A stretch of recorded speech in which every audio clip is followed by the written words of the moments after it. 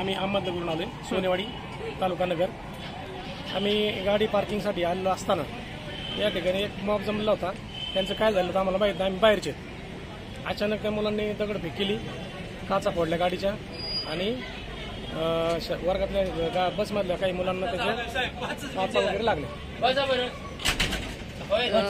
आम्हाला काय झालं काहीच माहित नाही, आम्ही बाहेरची माणसं। एक दोन मुलींना लागले, एक दोन मुलांना थोडंसं नॉर्मल लागले।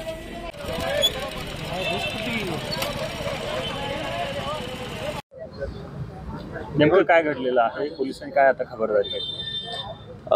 आज सायंकाळी 5च्या दरम्यान दसरा चौक येथील जे पार्किंग आहे त्या ठिकाणी काही समाजकंटकांनी एका बसवर दगड मारलेला आहे अशी माहिती मिळाल्यानंतर तात्काळ पोलीस घटनास्थळावर आलेले आहेत। या घटनेचा गुन्हा दाखल करण्याचं काम आता चालू आहे। आरोपींचा पण शोध घेण्याकामी विविध टीम आहेत ते रवाना केलेल्या आहेत। येथील CCTV असेल किंवा इतर माहिती असेल त्या माध्यमातून तात्काळ आरोपींचा शोध घेऊन त्यांना सुद्धा अटक करण्यात येईल, त्यांच्यावर योग्य ती कारवाई करण्यात येईल।